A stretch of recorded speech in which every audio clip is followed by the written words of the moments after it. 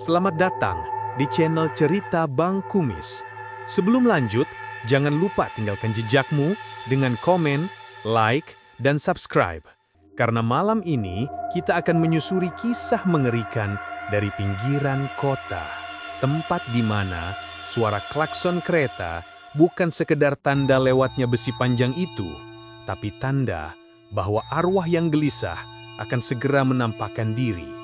Inilah kisah teror hantu, perasan jeruk nipis di darah mayat korban kecelakaan. Di sebuah kampung kecil di pinggiran kota yang dilewati rel kereta tua dan diapit oleh rumpun bambu, tinggal seorang remaja bernama Iwan. Anak ini terkenal nakal, keras kepala, dan seolah tidak pernah punya rasa takut. Malam, kuburan, rumah kosong, semua dianggapnya tempat bermain biasa. Bersama sahabatnya, Edi, mereka sering membuat konten nekat, uji nyali di rumah angker, merekam tempat keramat, bahkan bikin video prank hantu di jalan-jalan sepi. Malam itu, mereka berencana membuat video paling gila, prank hantu pocong, di jalan belakang kampung yang gelap dan sunyi. Langit malam mulai hitam, udara lembab menusuk kulit, lampu jalan redup berkelip pelan, dan dari kejauhan terdengar lolongan anjing bersahutan. Iwan dan Edi datang membawa kamera, tripod, dan selembar kain putih panjang. Edi yang takut berkata pelan dan gugup, "Wan, yakin nih kita bikin prank di sini? Ini kan dekat pohon beringin besar. Katanya sering ada yang lihat pocong beneran loh." Iwan menjawab santai, sedikit tertawa. "Hahaha, justru itu Di. Semakin angker, semakin laku videonya. Nanti judulnya, prank pocong nyata di jalan keramat. Mantep kan?" Edi menelan ludah, suaranya makin pelan. "Ya elah, kemarin aja di rumah kosong aku hampir pingsan, gara-gara lu lompat dari jendela sambil teriak. Jangan bikin ulah lagi, Wan." Iwan tersenyum licik. "Hahaha, makanya mental lu harus diperkuat. Nih, kamera udah nyala, angle-nya pas belum?" Edi menatap layar kamera. "Udah, tapi gelap banget, cuma bayangan yang kelihatan." Iwan mulai membungkus tubuhnya dengan kain putih itu, menutup kepala sampai kaki, hanya matanya yang terlihat dari balik kain. Ia berdiri di tengah jalan, melompat-lompat pelan seperti pocong sungguhan. Edi menatap cemas. "Wan, ada motor lewat, sembunyi cepat di belakang pohon beringin." Namun Iwan malah tetap berdiri di tengah jalan. Cahaya lampu motor semakin dekat. Pengendara yang melintas menatap sekilas, lalu menjerit keras. "Astagfirullah, pocong!" Suara rem berdecit panjang, motor oleng, lalu meleset kabur terbirit-birit. Edi menahan tawa sampai matanya berair. "Gila Wan, kerekam semua, ini bakal viral banget." Iwan tertawa puas. "Kan udah ku bilang, kampung ini tempat paling pas buat konten." Mereka duduk di pinggir jalan, menonton hasil rekaman di kamera. Setelah puas menakuti beberapa orang yang melintas, Iwan dan Edi tertawa terbahak-bahak di pinggir jalan. Keduanya tak menyadari, dari balik pepohonan bambu, ada sesuatu yang menatap mereka dalam diam.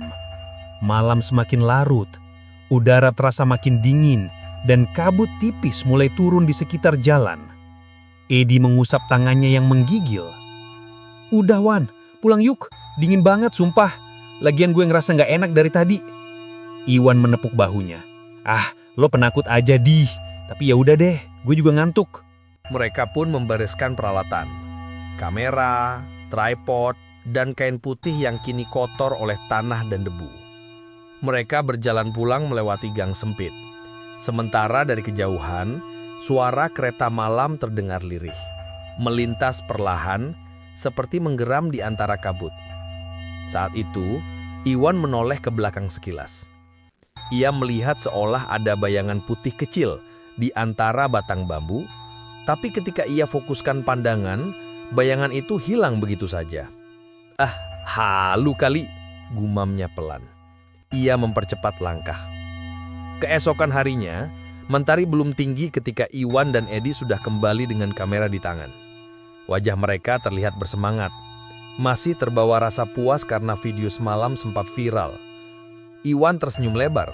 Lihat Di, udah 2000 view. Baru semalam di-upload. Edi ikut tertawa kecil. Gokil sih, tapi kayaknya warga banyak yang ngamuk. Lihat tuh di kolom komentar. Iwan melirik layar ponselnya. Tulisan-tulisan itu terbaca jelas. Gak lucu mainin hal beginian. Itu jalan keramat, jangan bikin bercanda. Namun Iwan hanya terkekeh. Tak peduli sedikit pun. Biarin aja, konten itu harus berani. Penonton suka yang ekstrim. Edi menggeleng pelan. Ya udah deh, terserah lo. Sekarang mau bikin apa? Iwan menjawab cepat. Rumah kosong itu Di, yang deket rel. Katanya udah lama gak ditinggalin kan? Edi menatap ke arah barat tempat rumah tua itu berada. Rumah besar bergaya Belanda, catnya mengelupas, jendela kayunya menggantung miring, dan rumput liar tumbuh menutup pagar. Suara burung gagak terdengar samar dari kejauhan. Edi menelan ludah. Serius loh Wan, rumah itu udah kosong, orang-orang bilang ada yang jaga di dalamnya. Iwan menyalakan kamera. Justru itu yang gue cari, nanti kita bikin preview dulu. Gue pengen lihat suasananya sebelum malam nanti kita uji nyali. Edi menatapnya ragu, tapi akhirnya ikut melangkah. Mereka berjalan menyusuri jalan setapak menuju rumah tua itu, melewati rel kereta yang membentang sunyi. Siang itu matahari menggantung tinggi di langit. Udara panas menekan jalan kampung yang berdebu. Iwan berjalan paling depan membawa kamera dan tas kecil berisi alat perekam suara. Edi mengikuti di belakang, menunduk sambil mengelap keringat di lehernya. Panas banget Wan, ini jam berapa sih? Edi mengeluh, napasnya berap. Iwan hanya tertawa kecil. Bentar lagi sampai deh. Lihat tuh, rumahnya udah kelihatan. Sekalian kita ambil gambar dulu dari luar. Rumah tua itu berdiri sendirian di ujung jalan. Cat temboknya terkelupas, jendela kayunya menggantung miring, dan rumput liar menutup jalan setapak menuju halaman. Namun, sebelum mereka sempat melangkah lebih jauh, suara tawa kasar terdengar dari arah pos kecil di tepi jalan. 3 lelaki sedang duduk di sana. Botol minuman keras berserakan di atas meja kayu yang kusam. Salah satunya adalah Jumadi, preman kampung yang sudah dikenal banyak orang. Tubuhnya besar, wajahnya keras dan di pipi kanannya ada bekas luka lama. Jumadi menatap Iwan dan Edi sambil menyipitkan mata. Bocah dua, mau kemana sih yang bolong gini? Iwan menjawab santai. Mau bikin konten aja bang, nyari spot yang bagus. Jumadi tersenyum miring. Konten? Konten apaan? Jangan-jangan yang kemarin itu ya? Ngaku aja, yang nyamar jadi pocong di jalan kampung itu kalian kan? Edi buru-buru angkat tangan. Suaranya gugup. Maaf Bang Jumadi, cuma iseng doang bang, gak maksud nakutin siapa-siapa. Jumadi tertawa, suaranya berat dan mabuk. Iseng ya? Iseng tuh butuh modal. Nih, kebetulan Bang Jumadi lagi aus nih. Ia mengulurkan tangannya ke arah Iwan. Telapak terbuka. Kasih 5.000 buat nambah beli minum. Edi langsung pamik. Bang, kami nggak bawa uang lebih. Udah habis buat beli minum. Tapi Iwan hanya diam. Tatapannya datar. Wajahnya menegang. Ia menatap tangan Jumadi yang masih terulur. Cuma 5.000 doang, kata Jumadi lagi. Suaranya mulai meninggi. Lu kan katanya YouTuber, pasti banyak duit. Iwan menatap lurus ke matanya. Gue nggak mau kasih. Jumadi tertawa mengejek. Bocah, lu pikir gue minta? Ini gue suruh. Tangannya mendorong dada Iwan keras sekali. Tubuh Iwan mundur beberapa langkah, hampir jatuh. Edi langsung menengahi. Udah bang, jangan ribut. Namanya juga anak-anak, jangan digituin. Jumadi mendengus kasar. Lo diem aja Di, gue ngomong sama yang sok jago ini. Iwan menyeka debu di bajunya, lalu menatap tajam. Gue gak sok jago bang, tapi gue juga gak suka dipalak. Jumadi menyeringai, matanya memerah karena alkohol.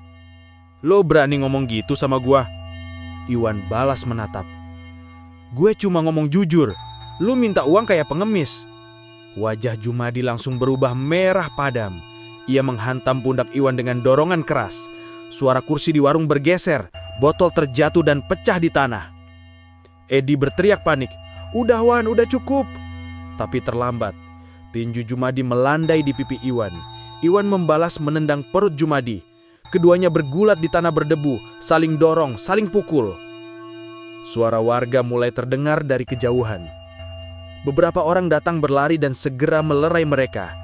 Dua pria menahan Jumadi, sementara seorang bapat menarik Iwan menjauh. Wajah Iwan lebam, bibirnya pecah, tapi matanya masih menyala. Jumadi berteriak dari balik pegangan warga.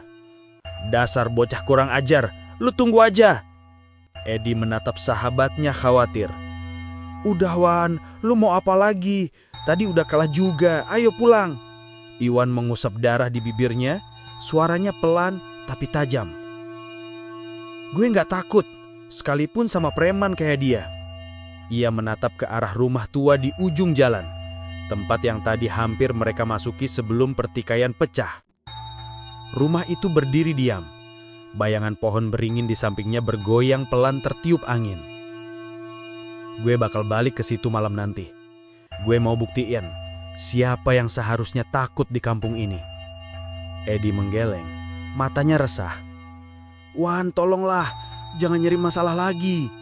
Tapi Iwan tidak menjawab. Ia hanya berjalan pelan meninggalkan tempat itu. Langkahnya berat tapi penuh tekad.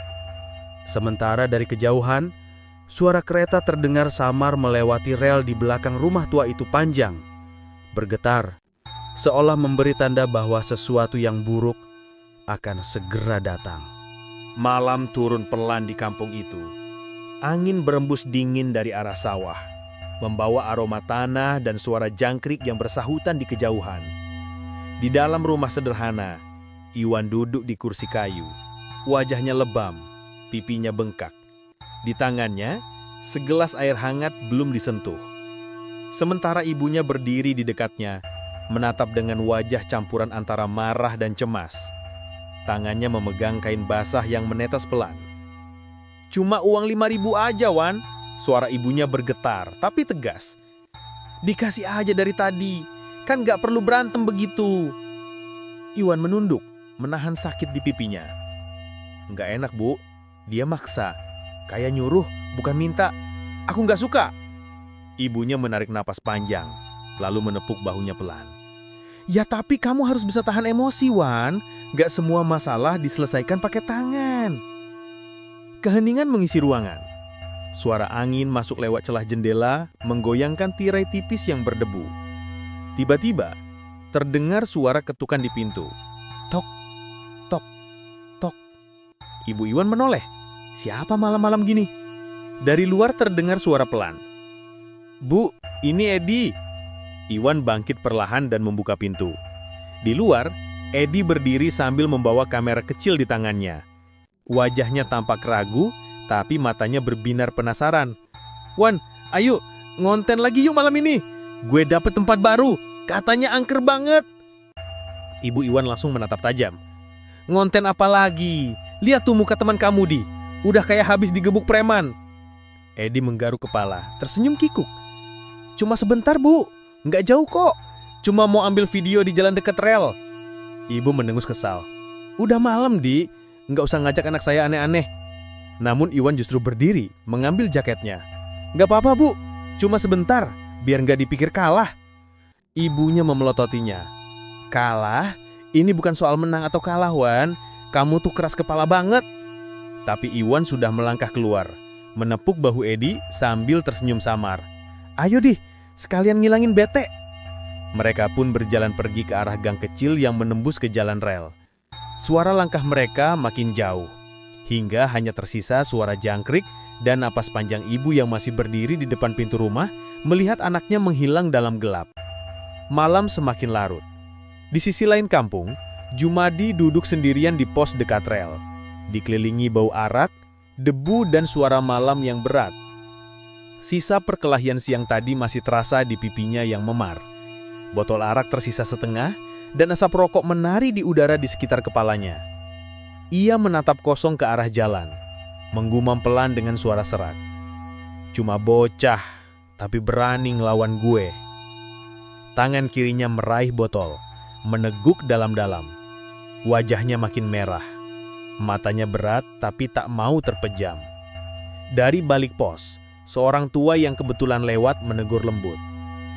Udah malam, Di. Pulang aja. Jangan di situ terus. Rel deket situ angker. Tapi Jumadi hanya tertawa pelan. Angker. Mana ada hantu takut sama gue. Gue ini yang ditakutin orang. Ia berjalan terpincang keluar dari pos. Botol masih di tangannya. Langkahnya goyah, tapi mulutnya tak berhenti memaki. Dasar bocah kurang ajar, cuma gara-gara 5.000. Ia menendang batu kecil, suara dentingnya memantul ke arah rel yang sunyi. Udara malam terasa dingin menusuk. Di kejauhan, terdengar suara kereta malam dari arah barat. Suaranya berat, bergetar di tanah. Tut, tut. Jumadi mendongak. Matanya setengah mabuk menetap cahaya di ujung rel. Cahaya itu makin terang. Tapi di matanya yang buram, cahaya itu tampak seperti sinar matahari pagi yang hangat. Ia tersenyum mabuk. Pagi udah datang ya. Panasnya enak nih. Ia berdiri di tengah rel, membuka tangannya lebar-lebar seolah menyambut mentari. Tawa kecilnya terdengar aneh, parau dan kosong. Tapi Jumadi hanya tertawa makin keras. Ini cahaya surga, woi. Cahaya itu semakin besar. Suara gemuruh logam makin mendekat. Angin berhembus kencang, menerpa rambut dan bajunya yang kotor. Dan saat itu juga, brak! Tubuh Jumadi terpental keras. Suara rem panjang memekakan telinga, tapi semuanya cepat, terlalu cepat. Tubuh itu jatuh di sisi rel, tak lagi utuh. Kepala dan kakinya terpisah, darah menyebar di antara batu kerikil. Hening. Tak ada yang tahu malam itu. Kereta berlalu begitu saja, meninggalkan keheningan yang panjang dan bau besi terbakar di udara. Pukul 3 pagi, kabut turun tebal menutupi jalan dekat rel. Dari kejauhan 2 cahaya kecil mendekat perlahan. Lampu senter milik Iwan dan Edi. Mereka baru selesai mengambil video preview rumah tua sore tadi, dan kini berjalan pulang melewati rel yang sama. Cepet, Di, gue pengen cepet upload nih, videonya keren banget, kata Iwan santai sambil menggantung kamera di leher. Edi tampak lelah, matanya mengantuk. Iya, tapi kok dingin banget ya malam ini, biasanya gak sedingin ini. Langkah mereka berhenti bersamaan ketika sampai di tengah rel. Bau amis langsung menusuk hidung. Edi menutup mulut, wajahnya berubah pucat. Wan, lo nyium gak? Bau apaan ini? Iwan menyorotkan senter ke arah depan. Dan di sana, di atas batu kerikil rel, ada sesuatu. Sebuah kepala manusia. Matanya terbuka lebar, mulutnya seolah masih ingin berteriak. Edi mundur sambil berteriak. Ya Allah, itu kepala orang, Wan. Iwan tertegun beberapa detik, tapi rasa takutnya cepat tergantikan oleh rasa penasaran. Ia melangkah mendekat perlahan, mengangkat kamera dan mulai merekam. Gila, ini nyata, Di, kepala manusia beneran. Edi menatapnya dengan ngeri. Stop, Wan, jangan direkam, gila loh. Tapi Iwan tak mendengar. Cahaya senternya menyapu kepala itu. Lalu ia mengenali wajahnya. Di, ini Jumadi. Edi langsung mundur, gemetar hebat. Udah, Wan, udah, kita lapor warga, jangan diapa-apain mayatnya. Namun Iwan justru berkata pelan. Lo tahu nggak, Di? Katanya kalau darah orang mati dikasih jeruk nipis, arwahnya bakal marah. Edi menatapnya tak percaya. Lo gila? Jangan coba-coba, Wan. Itu dosa. Tapi Iwan tak menggubris. Ia menatap darah yang menempel di batu, kemudian melangkah cepat pulang. Lo mau kemana? Teriak Edi. Ambil jeruk nipis, jawab Iwan sambil tertawa kecil. Edi berdiri kaku di tengah kabut. Hatinya diliputi perasaan takut yang tak bisa dijelaskan. Di antara suara angin dan denging rel, Edi langsung lari sekuat tenaga, meninggalkan rel, meninggalkan kepala itu sendirian dalam dinginnya malam dan kabut yang menutup pandangan. Udara menusuk kulit, bau besi dan amis darah bercampur jadi satu. Suara jangkrik lenyap, hanya desiran angin yang terdengar melolong pelan di antara rumpun bambu. Langkah kaki terdengar cepat, tergesa-gesa menghantam tanah basah. Iwan datang terburu-buru dari arah rumah. Nafasnya berat, matanya liar. Di tangannya, 2 potong jeruk nipis yang sudah dibelah masih meneteskan air asam yang segar. Pisau kecil berkarat menempel di pinggangnya. Ia berhenti di depan tubuh Jumadi. Senter di tangan kirinya bergetar pelan, menyorot kepala yang terpisah tak jauh dari badan. Wajah Jumadi pucat, matanya masih terbuka lebar. Iwan menghela nafas panjang. "Nah, sekarang kita lihat," katanya pelan. "Bener nggak? Katanya arwahnya bisa kesakitan." Ia jongkok perlahan, mendekat ke kepala yang tergeletak di batu rel. Tangan kanannya memeras jeruk nipis itu tepat di atas luka di kepala. Cairan asam menetes ke daging yang menghitam. Terdengar bunyi halus, seperti desis kecil saat jeruk menyentuh darah yang masih hangat. Tetesan pertama jatuh, dan udara di sekelilingnya terasa berubah. Dingin mendadak, angin berhenti. Kabut makin tebal, menutup cahaya senter. Tetesan kedua jatuh lagi, dan saat itu juga, Iwan merasakan sesuatu di belakangnya. Seperti langkah kaki pelan. Tapi setiap kali ia menoleh, tak ada siapa-siapa. "Ih, apa ini? Angin kali," gumamnya pelan. Ia meremas jeruk lebih kuat. Cairannya memancar ke arah luka, mengenai wajah pucat itu. Tiba-tiba, mata kepala Jumadi bergerak. Hanya sedikit, tapi cukup untuk membuat darah Iwan berhenti mengalir. Mata itu melirik ke arah dirinya. Iwan terlonjak mundur, jatuh terduduk ke tanah. Senter di tangan kirinya terlepas dan mati. Hening, tapi tubuhnya gemetar hebat. Gue halu. Iya, ini cuma halu." Ia memaksa dirinya berdiri, lalu berlari menjauh dari tempat itu tanpa menoleh lagi. Di sisi lain jalan, Edi masih menunggu dengan gelisah. Matanya menatap arah rel yang sunyi, sambil menggenggam kamera kecil di tangannya. Ini gak beres. Gue lapor warga aja." Edi berlari menuju pos kamling di ujung jalan. Beberapa bapak sedang duduk di sana sambil menyeruput kopi dan mengobrol ringan. Begitu melihat Edi datang dengan wajah panik, Pak Yarwe langsung berdiri. "Loh, Edi, kenapa mukamu pucat amat? Pak, cepat ke rel, saya nemu mayat." Edi terengah-engah, suaranya putus-putus. "Kayaknya cuma Hadi, Pak. Kepalanya kepisah." Semua warga langsung berdiri kaget. Beberapa mematikan rokok, yang lain meraih lampu Petromax dan senter. "Cepat, ayo lihat," kata Pak RW dengan suara tegas. Mereka berlari bersama Edi menuju rel. Langkah kaki terdengar berisik di jalan tanah. Suara sandal bercampur dengan nafas terburu-buru. Sesampainya di sana, semua berhenti. Cahaya lampu Petromax menyorot tubuh Jumadi yang tergeletak hancur. Wajah-wajah pucat menatap tanpa kata. Suara serangga yang tadi hilang kini terdengar lagi, tapi pelan, aneh, seperti gemuruh kecil yang datang dari bawah tanah. Pak RW berbisik lirih. "Ya Allah, Jumadi." Salah satu warga menutup mulutnya. "Cepat Pak, lapor polisi, ini udah parah banget." Edi hanya berdiri kaku di belakang mereka. Nafasnya pendek, matanya tak lepas dari kepala Jumadi yang menatap ke arah kampung. Ia merasa seperti mata itu masih hidup.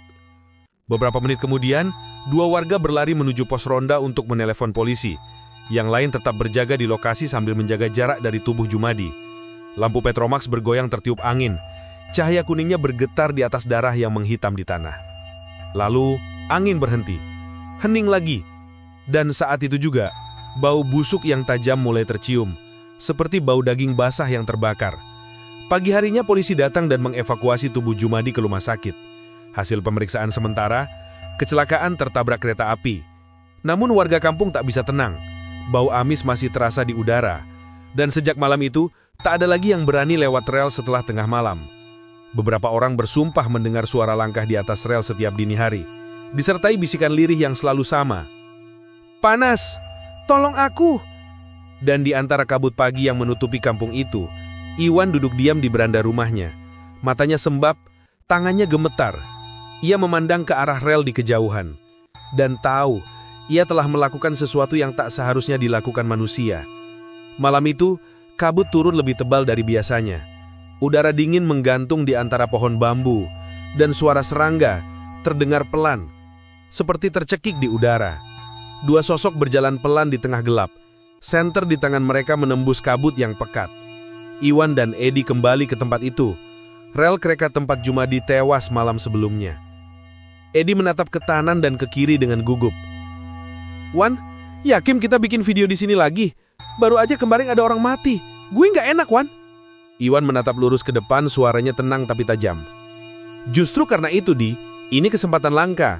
Kalau kita dapat footage penampakan di rel maut, video kita bisa meledak." Edi menelan ludah. "Kita nggak usah cari penampakan beneran aja lah, Wan. Gue takut, sumpah." Iwan tertawa kecil, dingin. "Lu penakut mulu. Santai aja, Di. Kalaupun ada hantu, paling cuma numpang lewat." Mereka berjalan menyusuri rel yang diselimuti kabut. Udara lembab, dan setiap langkah menimbulkan bunyi pelan di antara batu kerikil. Dari kejauhan, terdengar suara ranting patah. Krek! Disusul desiran angin dingin yang lewat di belakang mereka. Edi berhenti, tubuhnya kaku. "Wan, lo denger itu?" "Angin," jawab Iwan singkat. Namun belum sempat mereka melangkah lagi, senter Iwan berkedip. Cahaya bergetar, lalu meredup. Saat nyalanya kembali, di depan mereka, tampak sesuatu berdiri di tengah rel. Sosok tinggi, pucat, tanpa kepala. Darah hitam mengucur dari lehernya yang bolong, menetes ke batu-batu rel. Kakinya goyah, dan dari arah dadanya terdengar suara lirih, seperti seseorang yang menangis kesakitan. "Perih! Panas! Tolong aku!" Edi langsung menjerit dan mundur beberapa langkah.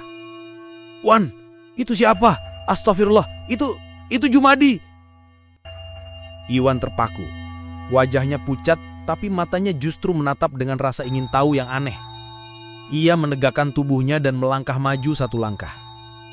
"Beneran lu Jumadi? Katanya lu preman kampung. Sekarang cuma bisa merintih di rel." Edi memegang lengannya, gemetar. "Wan, jangan ngomong gitu, jangan!" Namun sosok itu mengangkat tangannya. Jari-jarinya panjang, hitam, dan bergetar lemah. Darah masih menetes dari lehernya yang bolong. Suaranya pecah, serak, seolah keluar dari dada yang terbakar. "Wan! Kenapa kau siram aku? Panas! Perih!" Iwan melangkah mundur tapi tak menoleh.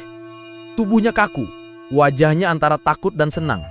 Senyum kecil muncul di ujung bibirnya. "Berarti bener ya, jeruk nipisnya bikin lu kesakitan." Edi tertegun mendengar itu. Wajahnya langsung pucat pasi. "Wan, lo ngapain ke dia? Lo ngelakuin apa semalam?" Iwan menatap kosong ke arah sosok Jumadi yang kini mulai merangkak di atas rel. Tangannya menyeret diri ke depan, mengeluarkan suara seret seperti daging diseret di batu. "Wan, kau bakar aku. Aku sumpahi kau." Suaranya berat, menggema di udara. Setiap katanya seperti menusuk ke dalam kepala. Edi berteriak panik. "Wan, cukup Wan, cukup! Kita pergi sekarang juga!" Ia menarik tangan Iwan kuat-kuat, memaksa sahabatnya menjauh dari rel. Namun sebelum mereka berbalik, suara keras terdengar dari arah belakang. Brak! Senter Edi jatuh ke tanah.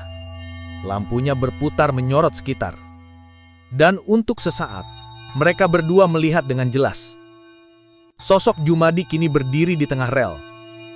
Tanpa kepala, tapi dari lehernya memancar cahaya merah seperti bara. Darahnya mendidih, tubuhnya gemetar. Ia menatap mereka tanpa mata, dan suaranya bergema, dalam, menyeramkan. Wan, hidupmu gak bakal tenang. Lalu tubuh itu lenyap begitu saja. Hanya kabut yang tersisa. Semuanya sunyi. Iwan dan Edi berlari sekuat tenaga meninggalkan tempat itu. Nafas mereka terengah, kaki mereka gemetar. Edi terus berdoa sambil berlari. Ya Allah, lindungi kami, ampuni kami. Sementara Iwan terdiam. Di wajahnya ada ketakutan, tapi juga kepuasan aneh. Tatapannya kosong menembus kabut di belakang mereka. Ia berbisik pelan, suara yang hanya terdengar oleh dirinya sendiri. Berarti benar, jeruk nipis itu nyakitin dia. Sekarang dia tahu rasanya perih, kayak waktu gue ditinju dia siang itu. Edi menatapnya heran. Wan, lo ngomong apa? Udah, jangan ngomong aneh-aneh. Tapi Iwan tak menjawab. Ia hanya tersenyum samar, sementara dari kejauhan, angin kembali berembus melewati rel, membawa bisikan panjang. Wan, kau akan menemaniku. Suara itu menembus malam, mengikuti langkah mereka sampai ke ujung kampung. Pagi harinya, warga kampung geger. Agus, tukang ojol yang biasa lewat rel setiap malam ditemukan pingsan di jalan. Motor masih menyala, lampunya menyorot ke arah rel. Katanya ia melihat sosok tubuh tanpa kepala berdiri di tengah jalan. Sementara Bang Kacong, penjual bakso keliling, mengaku didatangi sosok yang sama. Saat melintasi perlintasan, gerobaknya tiba-tiba berhenti sendiri. Lalu terdengar suara lirih dari arah bawah roda. Panas, tolong aku. Bang Kacong kabur sekuat tenaga, meninggalkan gerobak baksonya begitu saja. Suasana kampung terasa berat, seperti menyimpan sesuatu yang belum tuntas. Di beranda rumahnya, Edi duduk bersama ayahnya, Pak Mardi. Keduanya diam cukup lama. Suara sendok mengaduk kopi menjadi satu-satunya yang terdengar. Pak Mardi akhirnya membuka suara. Di, semalam kamu masih ikut Iwan ya? Katanya kalian balik lagi ke rel itu. Edi menunduk. Iya pak, kami cuma mau bikin video. Suaranya lirih, matanya tak berani menatap ayahnya. Tapi, lanjutnya dengan suara bergetar. Tapi kami lihat sesuatu pak. Sosok Jumadi, dia manggil nama Iwan pak. Minta tolong, bilang perih, panas, kayak orang kesakitan. Pak Mardi terkejut. Ya Allah, Edi, kamu sadar nggak? Perbuatanmu itu dosa besar. Edi menunduk dalam, matanya basah. Saya takut pak, makanya saya cerita. Pak Mardi langsung berdiri. Kamu tunggu di rumah, Bapak harus ke rumah Pak RW sekarang juga. Beberapa menit kemudian, suara langkah Pak Mardi bergema di jalan tanah yang basah. Ia berjalan cepat menuju rumah Pak RW. Wajahnya tegang, dan tanpa basa-basi, ia langsung mengetuk pintu. Pak RW keluar dengan sarung masih dililit di pinggang. Ada apa Pak Mardi? Kok pagi-pagi datang tergesa? Pak RW, suara Pak Mardi bergetar. Saya harus lapor, ini soal anak-anak. Anak-anak? Iwan pak, jawabnya cepat. Dia ngelakuin hal yang gak pantas. Dia siram mayat Jumadi pakai air jeruk nipis malam itu. Pak RW membeku sesaat. Wajahnya yang biasanya tenang berubah muram. Ya Allah, pantas aja arwahnya gak tenang. Ia menatap ke dalam rumah lalu berkata tegas. Baik, kita kumpulkan warga sekarang. Ini gak bisa dibiarkan. Beberapa jam kemudian, balai kampung mulai ramai. Warga berdatangan dengan wajah cemas. Bisik-bisik terdengar di setiap sudut. Anak-anak disuruh pulang, ibu-ibu menatap dengan khawatir. Pak RW berdiri di depan memandang semua yang hadir. Suaranya berat tapi jelas. Saudara-saudara semua, ada hal penting yang harus kita selesaikan. Ternyata malam waktu Jumadi meninggal, ada perbuatan yang bikin arwahnya gelisah. Suasana langsung hening. semua mata tertuju pada Pak RW. Anak itu adalah Iwan. Dia siram air jeruk nipis ke luka di kepala Jumadi. Riuh suara warga langsung pecah. Ya Allah, kurang ajar tuh bocah. Pantes aja tiap malam banyak yang ngeluh diganggu. Pak RW mengangkat tangannya, meminta semua diam. Tenang, kita nggak boleh emosi. Yang salah tetap harus dihukum, tapi dengan cara yang benar.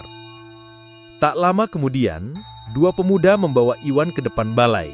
Wajahnya pucat, matanya sembab. Ia berjalan menunduk, dihadapkan ke Pak RW dan seluruh warga. Pak RW menatapnya dalam. Iwan, benar kamu siram mayat Jumadi? Iwan mengangguk perlahan. Iya Pak, saya cuma iseng. Saya nggak tahu itu salah besar. Pak RW menarik napas panjang. Iseng kamu udah bikin satu kampung gelisah, nak. Arwah orang mati nggak bisa kamu perlakukan sembarangan. Suara warga mulai terdengar lagi, tapi Pak RW menenangkan mereka. Mulai hari ini, katanya tegas, Iwan akan dihukum bersih-bersih musola selama 1 bulan penuh, pagi dan sore, dan dia wajib ikut dalam semua kegiatan doa dan tahlilan. Warga saling mengangguk setuju. Iwan menunduk dalam-dalam. Baik Pak, saya terima. Pak RW melanjutkan. Malam ini juga kita adakan tahlilan di musola untuk arwah Jumadi, biar arwahnya bisa tenang. Dan doa ini akan kita teruskan selama 7 malam berturut-turut. Malam itu, musola kampung kembali hidup. Lampu minyak menyala redup. Suara ayat suci menggema di udara, menggetarkan hati siapapun yang mendengarnya. Laki-laki duduk melingkar dengan kitab di tangan, sementara ibu-ibu menyiapkan teh dan air bunga di luar. Iwan ikut duduk di barisan paling belakang. Matanya menatap lantai, tangan bergetar menahan penyesalan. Suara Pak RW terdengar lembut di sela doa. Ya Allah, ampuni dosa-dosa arwah Jumadi. Lapangkan jalannya, terima amal baiknya. Air mata menetes dari beberapa wajah yang menunduk. Suara doa bergema sampai larut malam. Dan setelah tahlilan malam ke-7, pagi harinya warga bersama-sama berjalan menuju rel. Mereka membawa air bunga, kemenyan, dan pasir. Dengan hati-hati, mereka menyiram tanah tempat Jumadi tewas. Pak RW berdiri di tengah rel, menaburkan bunga terakhir. Bismillah, semoga arwahnya tenang, dan semoga kampung ini kembali damai. Warga mengaminkan bersama. Suara angin berhembus lembut melewati bambu, seperti membawa kabar keheningan baru. Sejak hari itu, tak ada lagi gangguan, tak ada lagi suara rintihan dari rel. Anjing-anjing berhenti menggonggong malam-malam. Dan udara kampung terasa ringan kembali. Iwan tetap menjalankan hukumannya, membersihkan musola setiap hari. Ia jarang bicara, dan sering menatap arah rel dengan wajah kosong, seolah meminta maaf pada sesuatu yang tak terlihat. Dan akhirnya, malam ke-7 itu menjadi penutup dari segala teror. Suara doa terakhir bergema pelan di musola. Ya Allah, terimalah arwah saudara kami. Berikan dia tempat terbaik di sisimu. Angin berhenti, suara jangkrik kembali terdengar. Dan untuk pertama kalinya setelah sekian lama, kampung itu terasa damai.